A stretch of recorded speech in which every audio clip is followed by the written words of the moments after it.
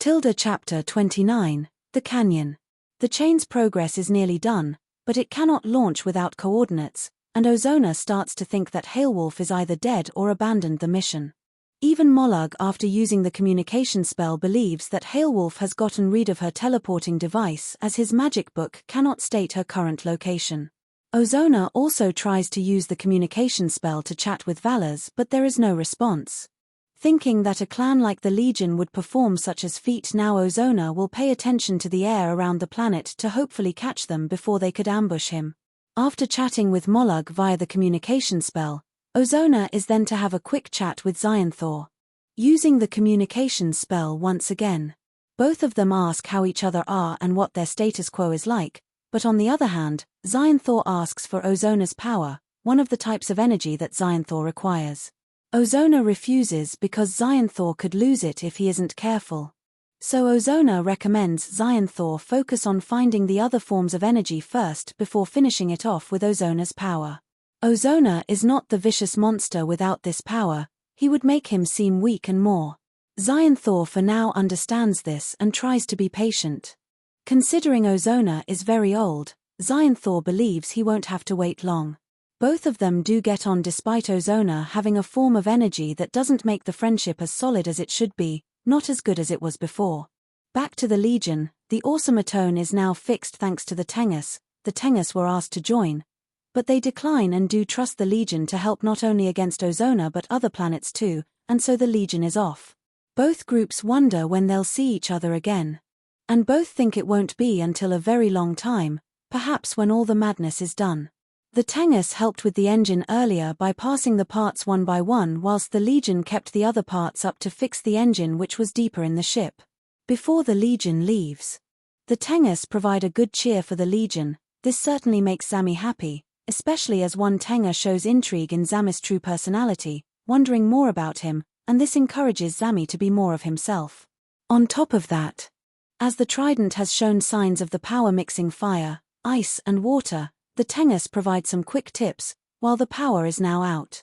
The Tengus explain that the Trident will help direct the energy, as the energy will somewhat connect with his mind after some concentration. Pod starts to see some progress, able to control small parts of water within the cove, but the Tengus say that if he wants to produce more power, it requires more concentration and practice. Pod will perform some while on their way to Ozona inside the Automaton. The Legion is then guided by Hailwolf to go through the canyon, and Hailwolf remains as a good guide when the trip gets harder, staying in the low and hidden ground to which they think Ozona won't see them coming. However, after a good few quick moments with the Tengus, Pod goes on a rant about how the Tengus are probably better to settle with compared to humans. Nicole strongly disagrees with this, stating that Pod can have another chance with humans, they just need to be convinced in the right way.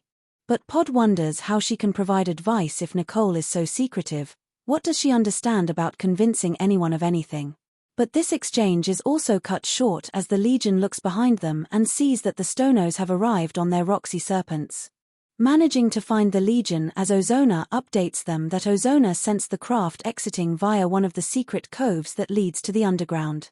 Despite the trouble among some of the Legion members, they start to focus on the task at hand while also keeping in mind how hectic the canyon is.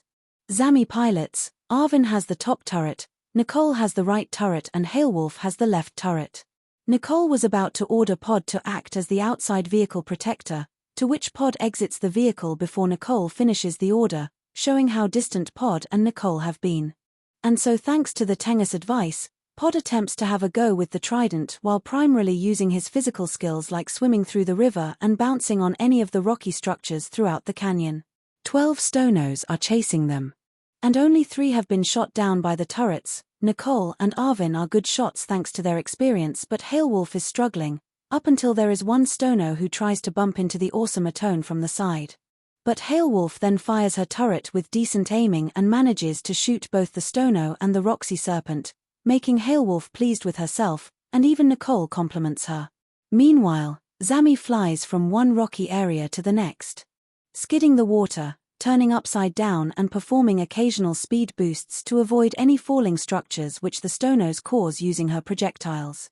This makes Zami pleased with himself considering this is some of the trickiest piloting he ever had to perform. And this gives Zami time to reflect on who he is. He is already good, and one good about him is that he is a good pilot, and everyone trusts Zami's piloting, making him even happier. Even Zami at one point makes the awesome Atone go sideways so that Nicole and Arvin can shoot multiple Stonos at once. Finally, Pod manages to use the trident. He produces fire to one nearby Stono and Roxy Serpent. And he uses water to give himself a speed boost upwards to catch up with the awesome Atone. He even throws an ice block towards one other Stono and Roxy Serpent, and then Pod freezes the final Stono and Roxy Serpent using the power of ice too. They have all made it. The canyon dogfight starts to calm down, and the fighting also ends, and Zami opens the back of the vehicle so that Pod jumps back on. Both he and the others seem to like these new abilities. Pod is excited to learn about them, even practicing with the power again once he sits down, wondering how to fight Ozona later. But due to the argument earlier, everyone stays quiet despite sharing how they are all pleased now they have made it. The fight is over, and Ozona is nearly at their doorstep, making everyone worn out and nervous. And so Ozona feels the Legion coming via the incoming breezes of the air going through his hands, and so he uses his telekinesis to drag the awesome Atone quickly to him and yanks out the Legion all too. Afterwards, he controls gravity to keep the Legion against the ground and in front of Ozona. Surrounded by Stonos with their weapons up, as well as the awesome Atone which somersaulted across the land. All are worried and scared, especially Hailwolf, and so now the Legion is in front of Ozona.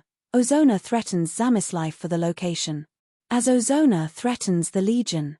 As said by Hailwolf earlier, Ozona also has an alter ego that is often overlapped by another. When Ozona presents himself as a godly being, Ozona deep down is scared to lose his power, so Nicole taunts Ozona about how Ozona's reign will be cut short. Ozona tries not to overreact. Trying to stay calm, trying to hide his true self despite nearly everyone seeing through him, making the likes of Zami see how puzzling it can be to have an alter ego and how it can mess with anyone's image. This makes Zami realize he can no longer present himself as threatening to anyone. Even making him regret confronting his bully earlier, and Ozona's overlapping personality is still enough to send chills down the spines of all of them, even scaring a few Stonos too as he demands the location of Earth. Sadly, Hailwolf ends up giving it away once Zami gets zapped by Ozona after Zami is dragged closer to Ozona via telekinesis. Hailwolf, after being a reluctant killer for some time, doesn't want anyone else to die in her hands, something which she whispers to the others, but they are not impressed.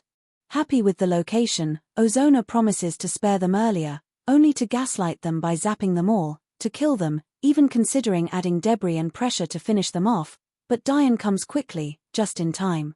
The Legion, despite being zapped, tries to escape from Ozona despite being in pain, and some of the Stonos preoccupied with Diane's power, especially with the spraying machine guns and missiles. The Legion runs and runs to where the awesome Atone is. Some of the other Stonos try and follow them whilst firing. Diane continued to fire his missiles and lasers around the area, firing at the surrounding Stonos, and Ozona had to block the fire using his force field ability. As Zami is zapped the most, he struggles to move the most. So Hailwolf goes into her Haywan form and begins to carry Zami on her back. The Legion continues to run, and Diane starts to fight Ozona. The Stonos, however, the ones trying to attack, are taken down by the Legion, whether up close or from a distance, or by Diane's long-range attacks. In some cases, Diane knocks some Stonos via speed boosts alongside his body weight. The Stonos that are conflicted, however, leave the fight, aiming to hide, and due to how busy everyone else is, they don't see the bailing Stonos. Diane does get shot a couple of times, getting to his systems, and the Legion is also getting fired at too, with Nicole, Arvin and Pod using their long-range attacks to fire back at the Stonos to give themselves more space. Even some continued to jump in front of the Legion, only to get whacked out of the way once their attacks were countered, such as Pod swinging his trident. Nicole also uses her riot shield to push some Stonos aside, and even Hailwolf claws any Stonos nearby whilst keeping Zami on her back. In the end, the Legion does make it. And thanks to the awesome Atone's strong armor, it was repainted whilst containing some melted netro. This is something which Diane has been fine with. Most of the Earth has done this with all sorts of items as advised by Diane himself, a word which has spread throughout the public. Something which the president helped facilitate. While the awesome Atone zooms off, disappointing Ozona, Ozona keeps his full focus on Diane, even when the flooding starts to round up, filling the whole lower area, and keeping the Stonos away. Over time, Diane has been consistently firing at Ozona while also trying to speed boosts towards Ozona. At first, Ozona keeps up his force field, but due to his age and how tough Diane is, Ozona not only struggles but he starts to get worn out. Ozona started with his simpler tricks. Keeping his shield up, trying to lead Diane's speed boosts into various vertical surfaces and even using his telekinesis to throw various debris at Diane. Ozona also knows not to use his sword here. He knows it cannot overcome Netro, it is only made up of a simple metal from his race.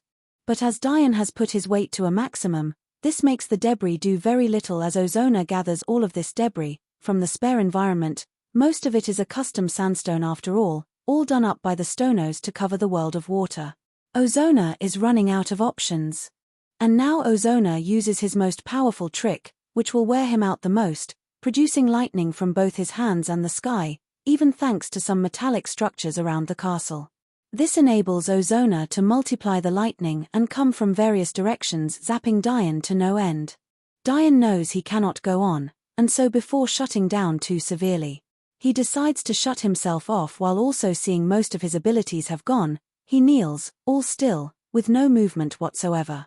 As the Stonos try to fire at the Legion using the pump blasts from their maces, one of them hits Pod's legs, which makes him fall over as the Legion starts to make it to the awesome Atone. Nicole then tries to help get Pod up, Hailwolf gets Zami into the awesome Atone and Arvin gets the awesome Atone into drone mode. Pod demands that if they are to escape quickly then he will offer to leave himself behind, and he even has an idea to flood the area around them as he concentrates the use of the trident, defending himself and letting the Legion get going, shocking Ozona, but he keeps his focus on Diane, who also kept firing at the Stonos that were hindering the Legion as well as fighting Ozona. The Legion did have to carry Zami because he not only took the most damage from Ozona's lightning but something strange starts to happen to him, no explanation. But the awesome Atone via drone mode does start to leave the ground as Pod floods the area, allowing him to escape and fend off any Stonos, but in a way which hinders them and not kills them, as the water gushes from the ground and the surroundings. With Diane defeated, Ozona carries Diane via telekinesis and drops him, falling into the water which had been added no thanks to Pod's flooding. Pod whilst swimming even sees Diane's body float downwards and so grabs hold of it, knowing where to go next.